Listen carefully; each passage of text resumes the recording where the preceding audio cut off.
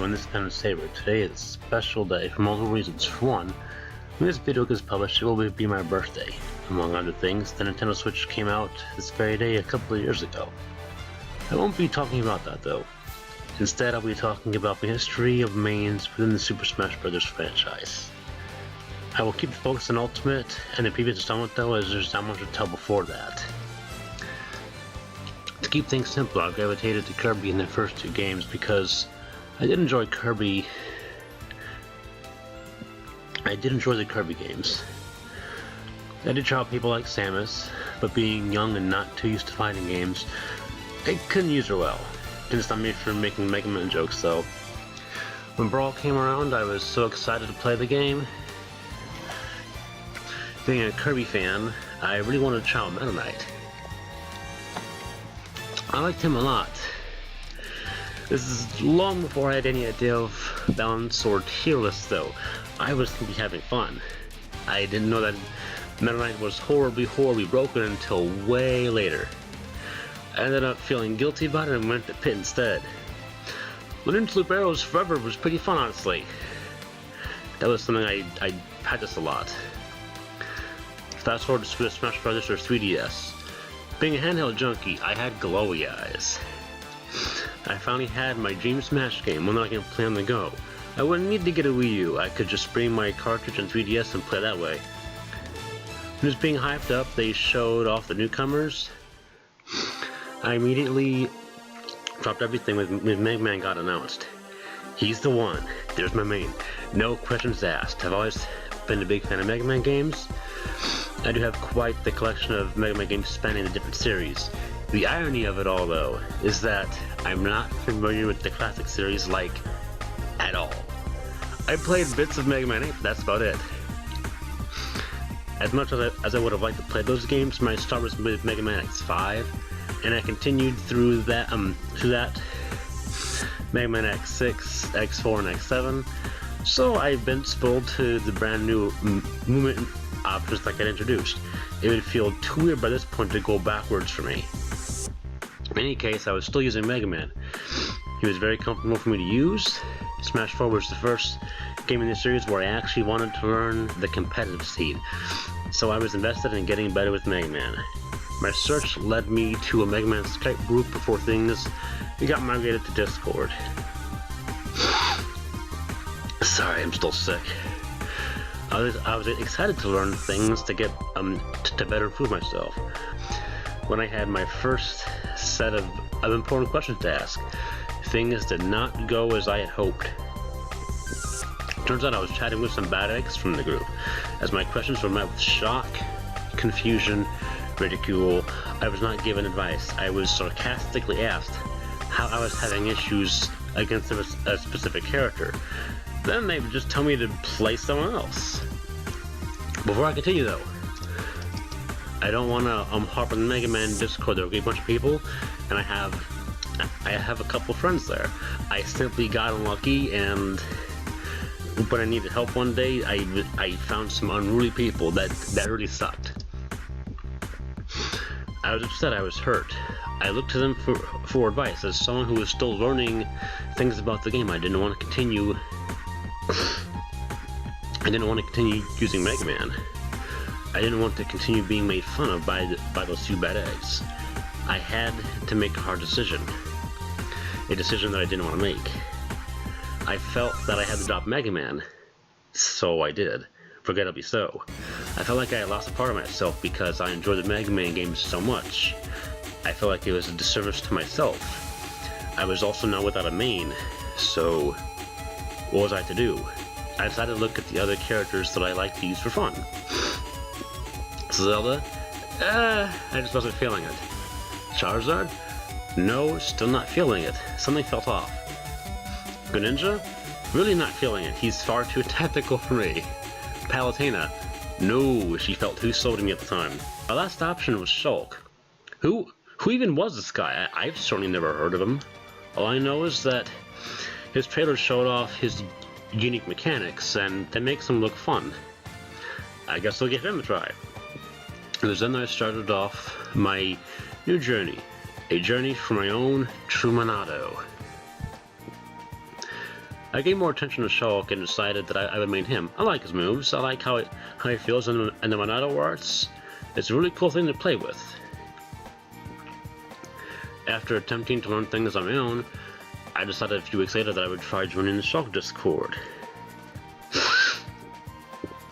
Immediately, I was warmly welcomed, and too many people were very eager to help out a new Shulk player. There was also so much material that I frankly didn't know where to start. I was given a general guideline on what to learn first, but I've been out of order. Everyone learns their own ways, so sometimes the going out of order can be helpful.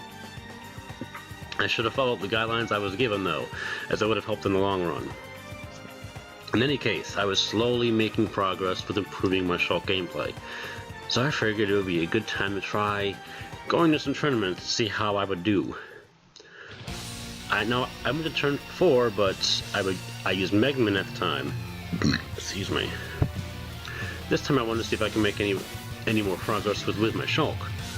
To my surprise, I did way better with Shulk, and some people didn't even know how to play against him, and some of the weird things he was able to do.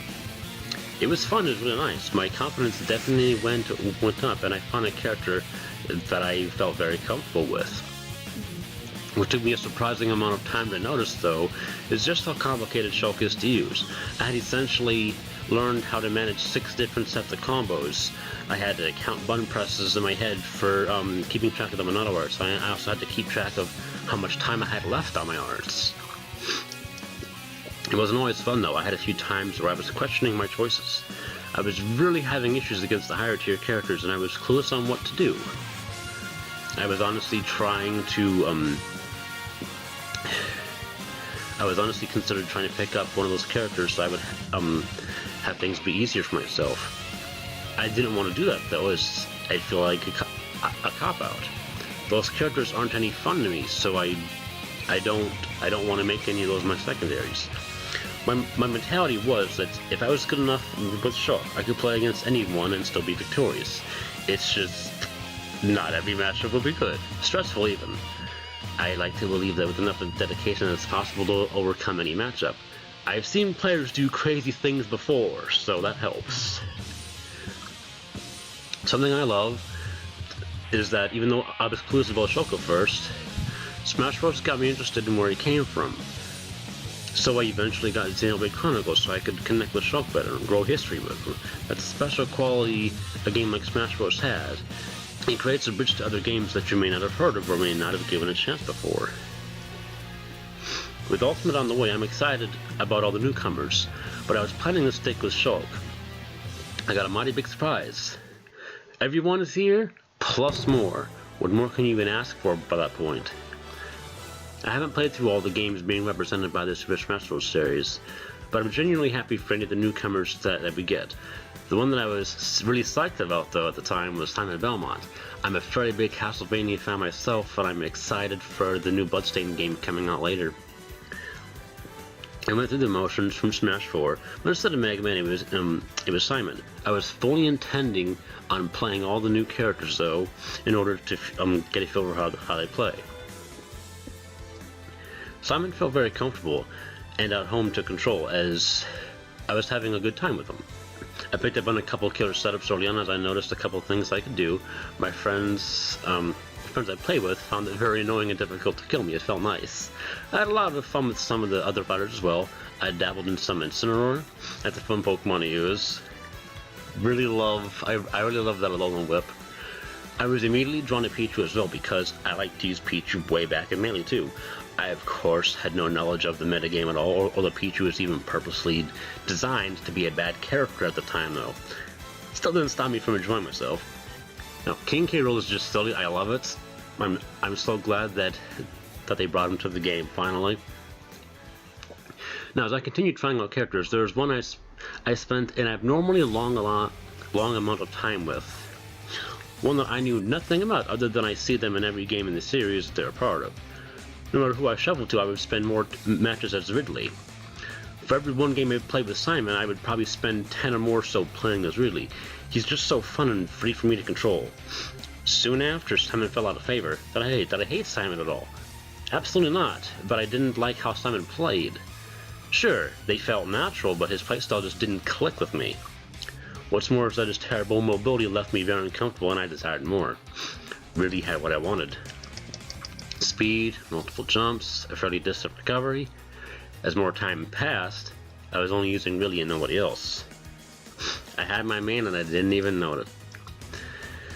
I guess I was a space pirate now. Ridley was the character I never knew that I wanted. I don't even know how it happened. He slipped right under my nose and under the radar. There he was. I did try using Shulk for a little bit after using Ridley, but things were different now.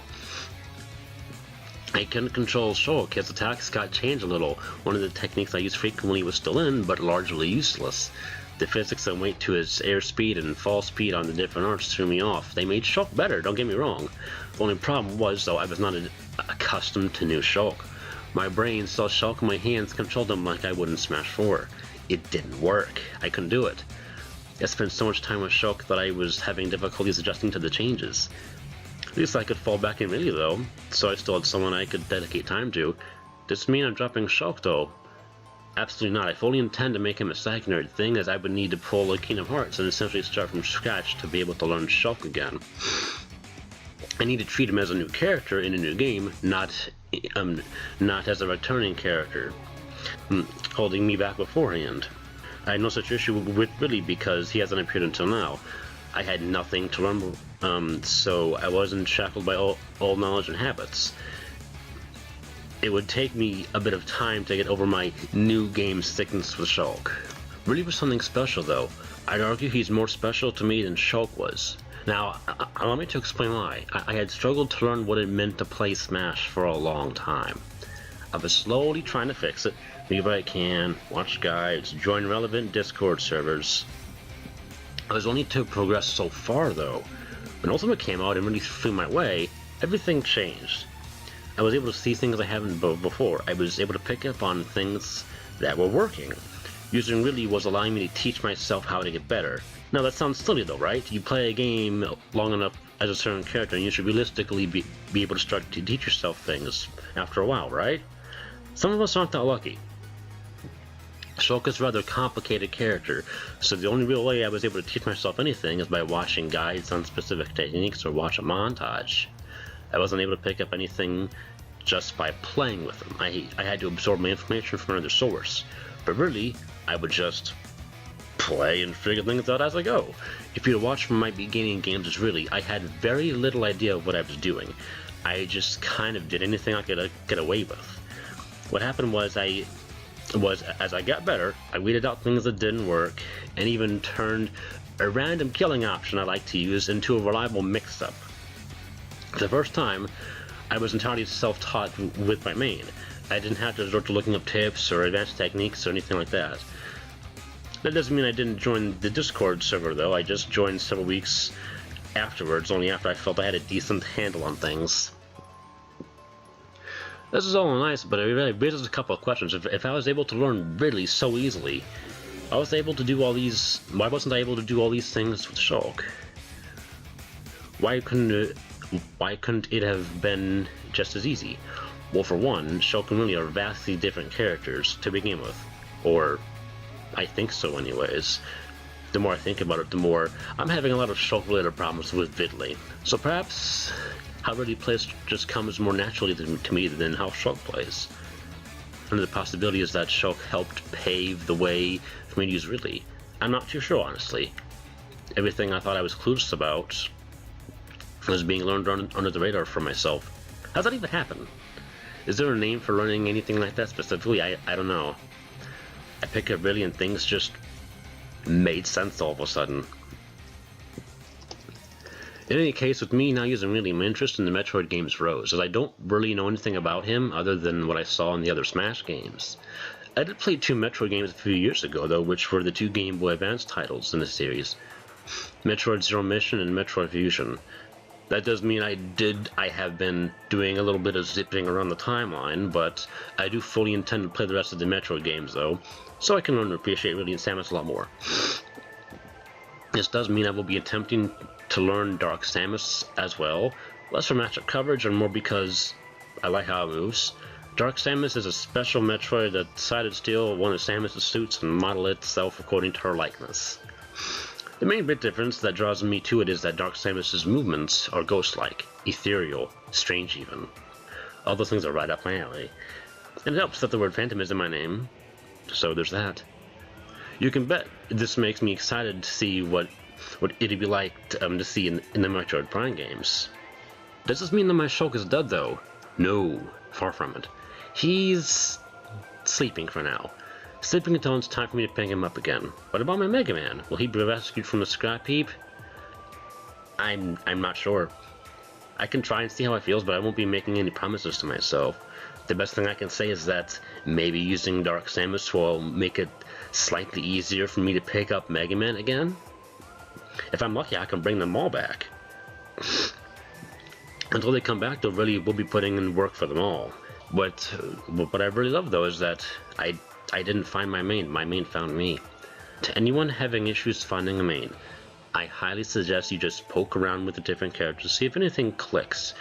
You never know what you might discover. Maybe you shouldn't be trying to find a main and instead letting your main find you like mine did. This is my Smash story. Thank you so much for watching. Do any of you have any special stories that you want to share with me? Type it up in the comments. I'd love to see.